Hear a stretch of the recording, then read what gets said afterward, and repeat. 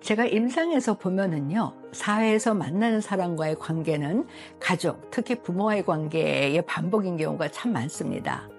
사실 우리가 삶에서 궁극적으로 원하는 것은 딱 하나입니다. 있는 그대로 나 자신을 인정해주고 사랑해주는 사람을 만나는 것이지요.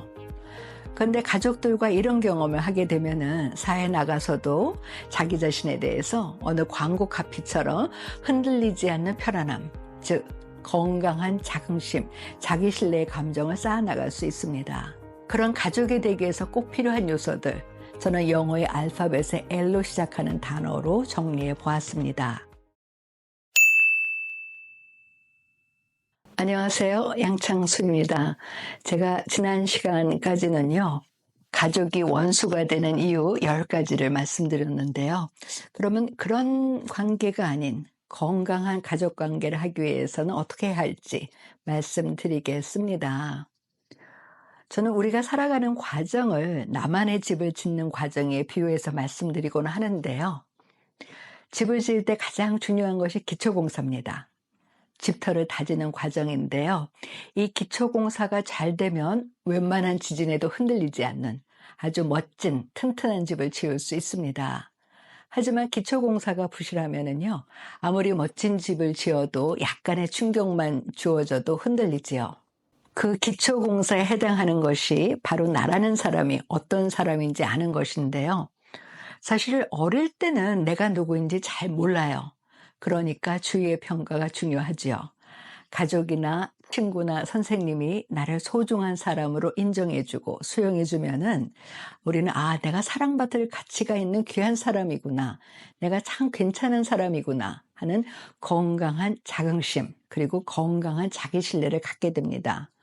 근데 반대로 성장 과정에서 부모나 형제들로부터 부정적인 평가를 받으면 나는 뭔가 부족하네. 나는 사랑받을 가치가 없는 사람이네 싶어가지고 작은 일에도 좌절하고 열등감을 느끼게 됩니다. 스스로 생각하는 자기 이미지가 불확실하고 불안하니까 늘 다른 사람의 평가에 전전긍긍하게 되지요. 그러면 남들이 자기를 칭찬해 주면은 기분이 좋았다가 아닌 것 같으면 바로 우울감이나 좌절감을 느끼는 그야말로 감정의 롤러코스터를 타게 됩니다. 물론 그 후에 성장하면서 가족 외의 여러 사람들과 만나는 기회를 통해서 나 자신에 대한 이미지가 수정될 수는 있습니다. 하지만 제가 지난 시간에 말씀드린 것처럼 이 가족에게서 받은 평가는 콘크리트가 굳기 전에 박힌 막대와 같아서 제거하기가 참 어렵습니다. 그러니까 가족은 가족 구성원들이 긍정적인 자기 이미지를 형성하도록 도와주는 곳이 되어야 하겠지요.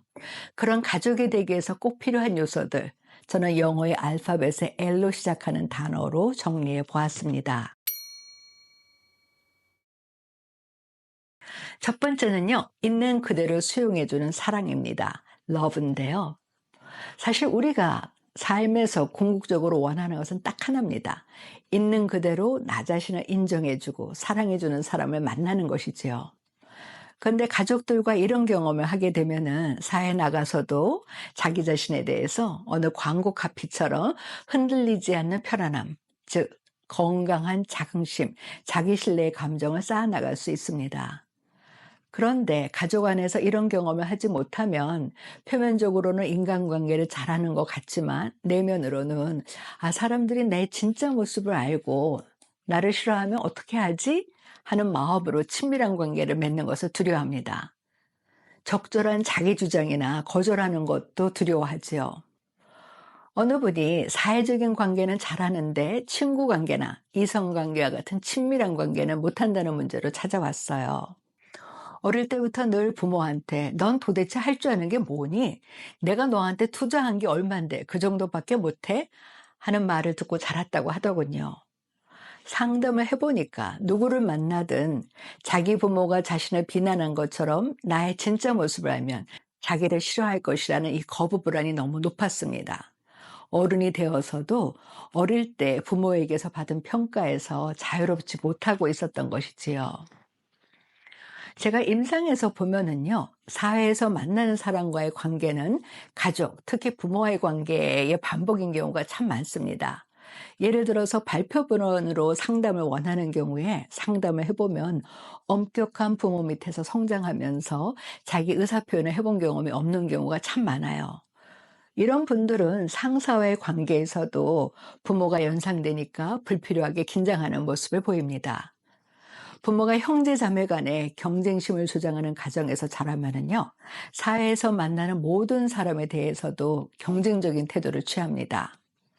의과대학을 다닐 때 늘 친구들과 비교하면서 자기가 가장 좋은 점수를 받지 못하면 쉬 우울감에 빠지더니 교수가 돼서도 늘 다른 교수와 논문을 얼마나 썼는지 비교하는 모습을 보인 경우도 있었는데요. 그러니까 가족 안에서 서로가 있는 그들의 모습을 수용해주고 존중받는 경험이 나중에 사회에 나와서 건강한 인간관계를 할 수 있는 중요한 버팀목이 되어주는 것이지요. 두 번째는요, 가족 사이에도 분명한 경계가 필요한 것입니다. 저는 그것을 리미츠라고 말씀드리는데요. 가족은 같은 공간에 있으니까 물리적으로나 심리적으로 서로의 경계가 불분명해질 수밖에 없습니다. 자녀의 입장에서 가장 싫은 게 부모가 자기 마음대로 자녀의 방을 뒤지거나 일기장을 보거나 하는 것이지요. 형제들도 마찬가지입니다. 자기가 외출하기만 하면 시어머니가 하도 자기 방을 뒤져서 어느 날은 옷장 안에 "어머니 뭐가 그렇게 궁금하세요?" 하고 써놓았다는 분도 계시더군요. 폭식증을 앓고 있는 자녀를 둔 어느 부모는 아이가 음식을 숨기는 게 아니냐고 의심을 해서 아이가 외출하면 방을 뒤지곤 했는데요. 아이는 그런 부모가 미워서 먹지도 않으면서 일부러 음식을 숨긴다고 합니다. 부모의 간섭에 저항하는 것이지요. 자기 기분 나쁘면 시도 때도 없이 불러서 야단치는 부모 때문에 힘들다고 찾아온 경우도 있었는데요. 어떤 때는 부모가 하루 종일 야단치는 경우도 있었는데 자기가 저항을 하면 다 내가 너 잘 되라고 하는 건데 뭐가 문제냐 해서 더 견딜 수가 없다고 하더군요. 그러니까 가족끼리 서로 불필요한 갈등을 줄이기 위해서는 물리적인 거리뿐만 아니라 정신적인 거리를 인정해주는 경계짓기, 리미츠가 반드시 필요합니다. 세 번째는요, 가족 구성원들이 자신들이 원하는 것을 스스로 결정하도록 격려해주는 과정이 꼭 필요합니다. 저는 그것을 영어로 loose integration이라고 하고요. 저는 느슨한 간섭이라고 번역했는데요. 가족 구성원이 자신의 인생에서 중요한 일은 스스로 결정하도록 격려해주는 것을 말합니다. 사실 무슨 일이나 나 스스로 생각하고 결정하는 것이 참 중요하지요. 그래야지만 자기가 결정한 것에 대해서 그 결과까지도 책임질 수 있는 마음이 생겨납니다. 우리가 흔히 말하는 자의반, 타의반으로 결정하거나 100% 타의로 결정하게 되면은 그 결과가 안 좋을 때는 자기에게 그러한 결정을 강요한 상대를 미워하고 원망하게 되는 것이 우리의 마음입니다. 상담을 해보면 이런 문제로 주위 환경, 특히 부모를 원망하는 경우가 참 많습니다. 특히 인생을 결정하는 중요한 진로나 직업 선택은 자녀의 선택을 일차적으로 존중해 줘야 합니다. 그 과정에서 서로 은원과 도움을 주고받을 수는 있지만 궁극적으로 최종적인 결정은 자녀가 스스로 하게 하고 가족들은 그러한 자녀의 결정을 격려해 주어야 합니다. 또 일상생활에서 자녀의 작은 습관까지 다 컨트롤하려고 하는 데서 가족 관계에 많은 갈등이 일어나는데요. 자녀를 훌륭하게 키운 어느 부모가 말하기를 자기는 아이들에게 너네들 인성교육을 제대로 시키는 것은 내 책임이지만 너네들 인생을 어떻게 살아갈지는 너네들 스스로 결정해라. 그리고 그 책임도 져라. 인생에서 남의 손으로 하는 것은 관을 닫는 것뿐이어야 한다. 라고 얘기한다고 하더군요. 정말 공감 가는 얘기지요. 즉 가족 구성원이 서로 눈치 보거나 죄책감을 느끼지 않고 자기가 원하는 것을 스스로 선택하고 그 결정을 서로 격려해 주는 것이 건강한 가족 관계에 꼭 필요한 요소입니다. 마지막 네 번째는 정신적인 독립과 이별이라고 할 수 있는데요. 영어로는 저는 let them go라고 했습니다. 저는 TV 프로그램에서 그 동물의 왕국과 같은 프로그램을 즐겨보는데요. 그걸 보면서 때로는 우리가 다른 동물들보다 지혜롭다고 말할 수 있을까 싶을 때가 있습니다. 예를 들어서 북극곰만 하더라도요. 새끼가 스스로 먹이를 찾을 수 있는 3살이 될 때까지는 지극정성으로 보살피지만 그 후로는 다시는 만나지 않는다고 하네요. 말 그대로 독립하고 이별하는 것입니다. 근데 우리는 심층적으로 그러한 이별과 독립을 힘들어하고 두려워합니다. 자녀는 자기 힘으로 살아갈 자신이 없어서 부모에게 의존하고 부모도 겉으로는 자녀가 독립해야 한다고 말하지만 곁에 있기를 바라는 마음으로 그 독립을 방해하는 경우가 많습니다. 예를 들어서 자녀에게 생활비를 대주는 조건으로 매주 부모와 같이 시간을 보내기를 바라거나 모든 결정을 부모와 상의해서 하게 하거나 부부간에도 자신이 허락하지 않는 취미 활동이나 사회생활을 못하게 하는 경우 등등 이 의식적으로나 무의식적으로 상대의 독립을 두려워하고 방해하는 것이지요. 우리가 정신적으로 건강하다는 것은요. 첫째는 내 인생은 내가 만들어 간다는 자율성, 내 자신의 선택에 스스로 책임을 지는 책임감, 나만의 삶의 목적을 찾는 목적의식, 그리고 그런 노력을 하는 자신에 대한 자긍심과 자기신뢰, 마지막으로 자기가 세운 목표를 향해 노력하는 자기일치를 갖는 것을 의미하는데요.